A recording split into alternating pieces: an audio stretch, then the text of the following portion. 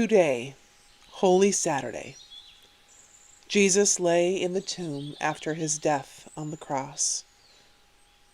Today, we watch and wait to see what God will do.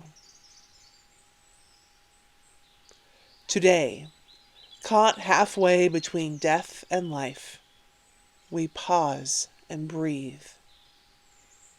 To be still and attend to what God is doing, and how God's steadfast love and mercy never end, even here.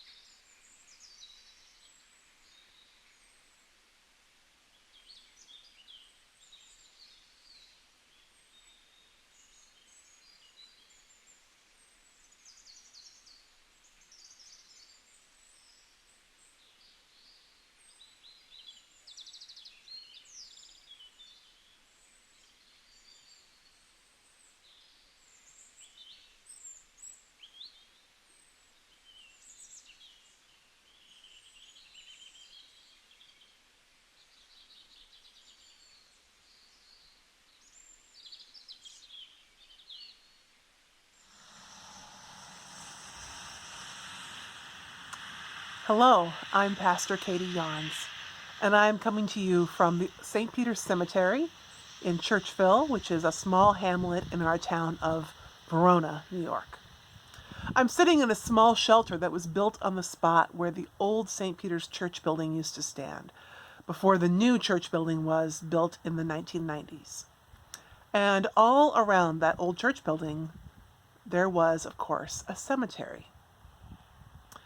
Now, I was not at St. Peter's in the 90s when that move happened, but I love thinking about what it must have been like before the move. What it must have been like to go to church in the middle of a cemetery, so that every Sunday you not only were surrounded by your family and your church family, but also your own loved ones and your church family that had entered the church triumphant, going back for generations. And every Sunday you could say hello to them, right? Instead of a cemetery being just a sad, depressing place where sad things happen, it would be a part of your life. And the people who rest here would also continue to be a part of your life. And it would be a place then to find peace, a place where we feel a glimmer of this same peace that now surrounds everyone who lies here. It means that this earth has deep roots in it, and it has a sense of weightiness, almost like one of those weighted blankets that are very popular right now. A sense of weightiness, giving a sense of stability, a sense of this place is not going anywhere. This place is where you can be at home and be at rest. And that's a little bit of what I feel here. Even though I don't have any blood relatives that rest here in this cemetery, I have been here, though, a number of times to help lay members and friends of St. Peter's to rest in this earth.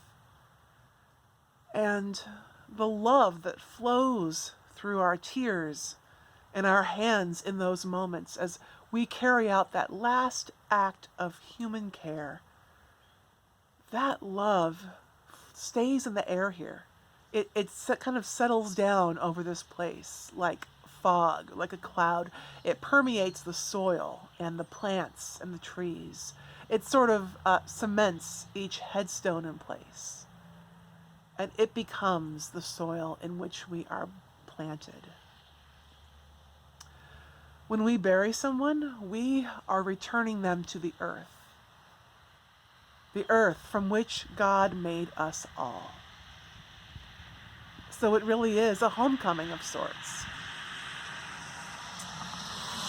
And maybe that is what gives this place that sense of peace and rest, that That even though it is a place of the dead, it is a place that is filled with life. I can hear birds. I can hear the dripping of rain. I'm surrounded, nothing here. There's no leaves or anything yet, but the grass is starting to get green and spring is on the way here. It really is a place where life abounds. Scripture tells us that while Jesus was in the tomb, he brought good news, even to the dead. Good news that the Spirit of life was for them too, that they were not forgotten, that they too would be at home. A reading from the book of Lamentations.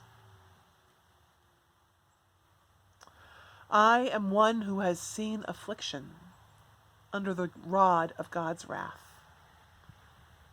He has driven and brought me into darkness without any light. Against me alone he turns his hand again and again all day long. He has made my flesh and my skin waste away, and broken my bones. He has besieged and enveloped me with bitterness and tribulation. He has made me sit in darkness like the dead of long ago. He has walled me about so that I cannot escape. He has put heavy chains on me. Though I call and cry for help, he shuts out my prayer. He has blocked my ways with hewn stones. He has made my paths crooked. The thought of my affliction and my homelessness is wormwood and gall. My soul continually thinks of it and is bowed down within me.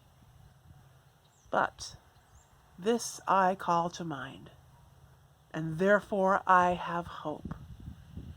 The steadfast love of the Lord never ceases. His mercies never come to an end. They are new every morning. Great is your faithfulness.